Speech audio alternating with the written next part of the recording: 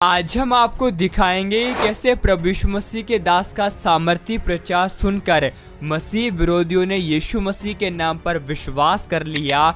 जब आप उस प्रचार को सुनोगे तो प्रभु यीशु मसीह आप सभी की परिस्थितियों को बदल देंगे। इसलिए आप सभी उस प्रचार को पूरा जरूर सुने। आप सभी उस प्रचार को सुन सकते हैं। लोग यीशु मसीह के निकट नहीं आते, क्यों? What is the reason? Yeshu Masih के समक्ष नहीं आते। क्यों नहीं आते? क्योंकि वो विश्वास नहीं कर पाते कि वो पापी हैं।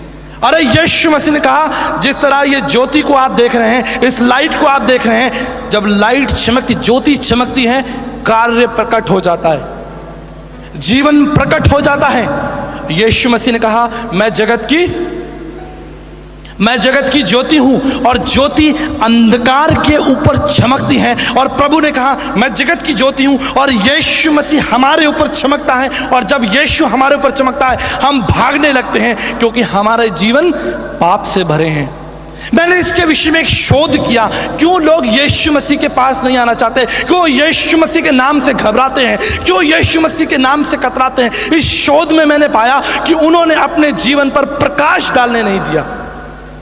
यीशु मसीह कहता है, मैं जगत की ज्योति हूं और मैं तुम पर चमकूंगा। आप सोचिए, रात में 3 बजे जब कुछ चोर लोग मिलकर किसी घर का दरवाजा तोड़ रहे हो, ताला तोड़ रहे हो और उनके ऊपर ज्योति चमका दी जाए, क्या हाल होगा? क्या हाल होगा? वो चोर वहां से भागेगा।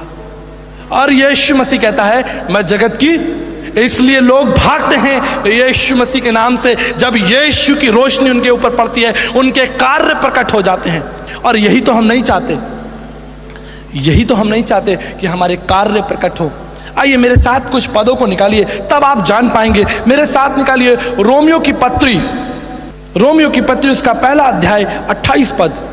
जब उन्होंने परमेश्वर को न पहचाना, ध्यान से सुनिए, जब उन्होंने, किन्होंने, हमने परमेश्वर को जानना ना चाहा, तो परमेश्वर ने उन्हें भी उनके निकम्मे मन पर छोड़ दिया। जी, परमेश्वर ने हमको स्वतंत्रता दी है। पवित्र शास्त्र, पवित्र बाइबल बताती है कि परमेश्वर ने मनुष्य को अपनी समानता में बनाया है। उसने कोई मशीन नहीं बनाई है। वो चाहता है कि हम स्वतंत्र हैं। इसलिए परमेश्वर का वचन प्रकाशित वाक्य 3 अध्याय में कहता है, मैं तेरे द्वार पर खड़ा खटखटाता हूं, अगर तू द्वार खोलेगा तो मैं भीतर आऊंगा।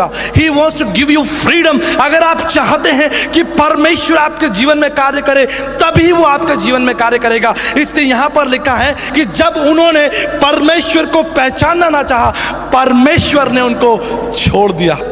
परमेश्वर ने उनके साथ जबरदस्ती नहीं की कि तुम मुझे जानो और मेरे निकट रहो। परमेश्वर ने कहा, मैंने तुम्हें छोड़ दिया।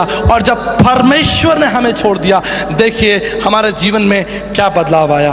कि वे अनुचित काम करें, जी, इसलिए वे सब प्रकार के अधर्म और दुष्टता और लोभ और भेदभाव से भर गए, और ढा और हत्या और झगड़े और छल और ईर्ष्या से भरपूर हो गए, और चुगलखोर, बदनाम करने वाले, परमेश्वर से घृणा करने वाले, दूसरों का अनादर करने वाले, अभिमानी, डींगमार, बुरी बुरी बातों के बताने वाले, माता पिता की आज्ञा न मानने वाले, निर्बुद्धि, विश्वासघाती, माया रहित और निर्दयी हो गए।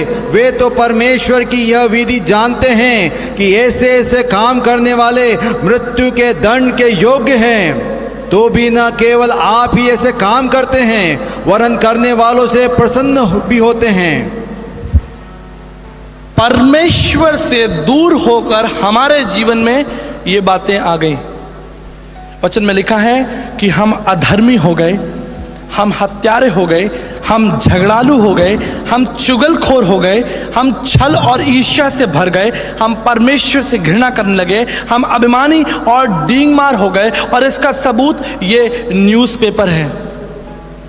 प्रत्येक सुबह आपके घर में अखबार आता है, और जब अखबार आता है तो वो आपके घर में संसार में होने वाली प्रतिक्रियाओं को और मनुष्य के पाप के स्वभाव को प्रकट करता है। देखिए, मैं आपके सामने कुछ हेडिंग्स पढ़ता हूं। ये राजस्थान का, जयपुर का पेपर है, ध्यान से सुनिए। प्रॉपर्टी व्यवसाय के मकान में लूट, प्रॉपर्टी व्यवसाय के मकान में लूट, दहेज प्रताड़ना के आरोप में डॉक्टर गिरफ्तार। ये जयपुर की घटना है। बड़े बड़े अधिकारी और बड़े बड़े लोग, लिखा है कस्टम ने 20 लाख रुपए का सोना बरामद किया। ये जयपुर का अखबार है और मैं विश्वास करता हूं कि इंदौर का अखबार भी इससे अलग नहीं होगा। यह है मनुष्य का जीवन। जब वो परमेश्वर से दूर चला जाता है, उसके जीवन में छल, दुष्टता, मक्कारी, अभिमान, बुराई, घृणा और पाप की फसल तैयार हो जाती है। और इसलिए ये लोग यीशु मसीह के पास नहीं आना चाहते, क्योंकि वो पाप से प्रेम करते हैं।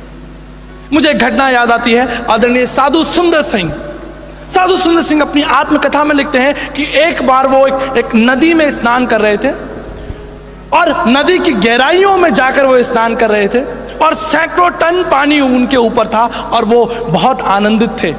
लेकिन थोड़ी देर बाद जब वो उसे स्नान करके बाहर निकले, उन्होंने एक बर्तन में पानी को इकट्ठा किया ताकि वो घर ले जा सके। आप सभी इस वीडियो को भी छोड़ के ना जाए, आप सभी इस वीडियो को पूरा जरूर देखें। जैसा कि आपने वीडियो में देखा कैसे प्रभु यीशु मसीह के दास का प्रचार सुनकर मसीह विरोधियों ने भी यीशु मसीह के नाम पर विश्वास कर लिया।